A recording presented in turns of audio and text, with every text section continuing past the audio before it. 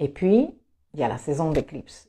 Il y a 2 saisons d'éclipse par an. Normalement, nous avons 2 éclipses. Une éclipse de lune, de pleine lune, une éclipse de soleil, de nouvelle lune. Il y a des saisons où nous avons 3 éclipses. Ces saisons-là sont particulièrement intenses. La saison d'éclipse rajoute de l'intensité. Tu sais, c'est pas la même intensité que l'énergie scorpion, que c'est pas la même intensité que l'énergie plutonienne, ok? C'est une intensité d'énergie nodale. Pourquoi la saison d'éclipse rajoute de l'intensité? Parce que nous entrons comme dans une parenthèse de temps qui dure quelques semaines, 8, 10 semaines en fonction des calculs. Chaque astrologue a ses propres calculs. Moi, j'aime calculer de la nouvelle lune antérieure à la nouvelle lune hors éclipse. Ça, c'est ma parenthèse, comme moi, je calcule. Mais bon, chaque astrologue a un peu sa petite méthode. En tout cas, ces semaines où nous sommes en train de travailler avec les hautes quantités ou présence d'énergie nodale, c'est un moment où nos contrats karmiques, que j'ai déjà abordés dans les leçons de l'astrologie relationnelle, qui sont ces contrats que nous faisons avec d'autres personnes, et même des contrats que nous avons avec nous-mêmes par rapport à certaines situations, tout ce qui touche le relationnel, que ce soit à des personnes ou à des situations, c'est un moment de révision de contrat. Alors, ça peut vouloir dire le contrat est reconduit. Pourquoi? Parce qu'on n'a pas encore terminé de faire le travail, il y a encore des situations que nous devons apprendre ensemble, il y a encore des choses que nous sommes en train de faire de par ce contrat. Mais il y a aussi des contrats qui se terminent. Et ils se terminent pendant la saison d'éclipse. Il y a aussi des nouveaux contrats qui démarrent.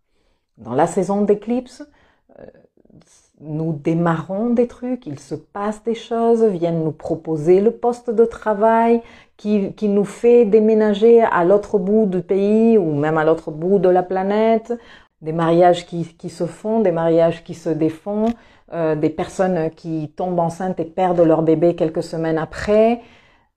Il y a beaucoup qui se passe, et je suis pas en train de te dire ça pour que tu aies peur, ni rien du tout, parce que rien à voir, mais qui échappent à nos outils de contrôle de la réalité tels quels on les utilise quand on est hors saison d'éclipse. C'est-à-dire que nous, quand on est hors saison d'éclipse, on a comme une gestion de la 3D. Ça, c'est en rapport avec les dimensions, ok? On a une gestion de la 3D, eh bien, je m'organise mes horaires, je fais des efforts, je me cale le truc, c'est comme ça que ça va se passer, étape numéro 1, étape numéro 2, étape numéro 3, dans la logique des choses, si j'ai fait ça avant, je pourrais faire ça après, et pour cette date-là, je serai ici. Et disons que quand on est hors saison d'éclipse, ces trucs-là marchent relativement bien, voilà. Bon. Après, en fonction de tes codes, toi, tu as une meilleure gestion de ces outils. Et bon, les amis Capricornes sont normalement connus dans le monde entier, les amis Vierges aussi, pour avoir une bonne gestion des outils de contrôle de la 3D. Ok. Quand on entre en saison d'éclipse, range tes horaires, range tes workflows, range tes affaires parce que les choses vont se passer à un rythme et dans un sens que tu ne vas pas nécessairement pouvoir expliquer avec cette histoire de la logique des choses. Il y a toute une autre logique des choses qui demande une compréhension à un niveau symbolique, enfin qui demande un autre regard, une autre façon de regarder les choses. Donc, je ne suis pas en train de critiquer et je ne suis pas ni en train d'encourager une ou l'autre. C'est des étapes que nous vivons. Moi, personnellement, je les aime les deux. J'aime bien m'organiser et j'aime bien, quand arrive la saison d'éclipse, dire je n'en sais rien de toute façon. J'ai beau faire, on va un peu décider pour moi. Ça ne veut pas dire que moi, le matin, je me lève et je dis bon, décide pour moi et que les impôts sont en train de me réclamer le paiement de ma TVA et moi, qui va décider pour moi quand est-ce qu'on règle cette histoire? Ben non, et on continue à s'occuper de notre 3D, je continue à manger parce que sinon je meurs de faim, je continue à m'hydrater parce que sinon après j'ai mal à la tête et ça se passerait mal pour moi, je continue à faire du sport, on continue à dormir, à se laver et à tous ces trucs-là. Mais ce que je veux te dire, c'est que une grande partie de cette vie de la 3D à laquelle on est habitué hors éclipse n'a pas le même impact ni la même force. Donc, de la flexibilité, de l'ouverture des yeux, de noter ce qui se passe, les personnes que tu rencontres, les situations qui viennent à toi, qui se présentent à toi, tout ça est de l'information de haute valeur qui va te permettre après, une fois qu'on sera sorti de la saison d'éclipse, utiliser les outils de la 3D pour donner sens à ça, voir comment tu travailles avec ça, comment tu le gères, etc., etc. Je ne sais pas si c'est clair tout ce que je suis en train de vous raconter. Dites-moi dans les commentaires entre-temps. Et la saison d'éclipse, je sais que c'est dur parce que quand toi, tu t'es fait une idée, que tu avais un rendez-vous, par exemple, je sais pas, professionnel, et que tu espérais particulièrement sur ce rendez-vous et que tu t'étais grave préparé, que tu avais, je sais pas, demandé à ta copine, que tu t'es même pris un coach pour pratiquer les questions qu'on va te poser au cours de l'entretien et que finalement on te dit, ben non, le poste de travail ne sera pas pour vous, ou voire qu'on ne t'appelle même pas parce que quel manque d'élégance dans le monde du travail, hein, sérieusement. Et que tu te dis, mais pourquoi? Et tu te prends la tête dans tous les sens. Tu te prends la tête dans tous les sens parce que tu penses que c'est toi qui ne t'es pas préparé suffisamment. Et moi, j'ai envie de te dire, écoute, on est en saison d'éclipse. Ce boulot n'était pas pour toi.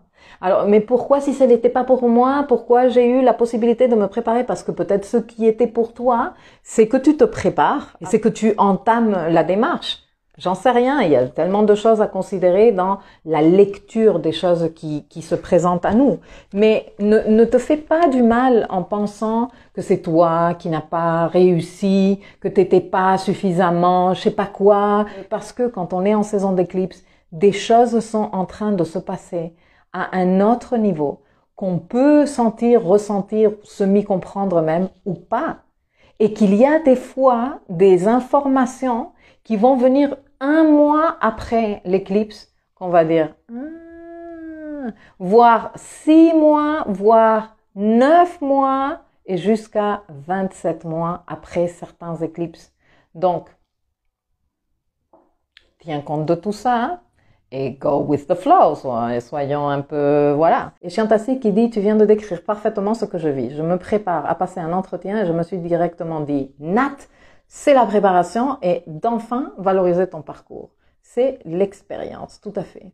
Donc, valoriser mon parcours pro est une belle grande étape pour moi. Merci Milkaya. Mais oui. Alors, je suis pas en train de te dire que tu arrives blasé aux situations de vie, genre de toute façon c'est les éclipses qui vont décider, etc., etc. Parce que ce n'est pas tant les éclipses qui vont décider.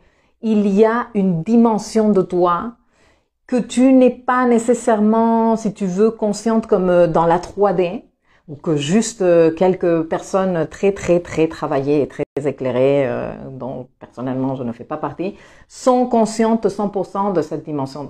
Le reste d'entre nous sommes conscients à différents niveaux.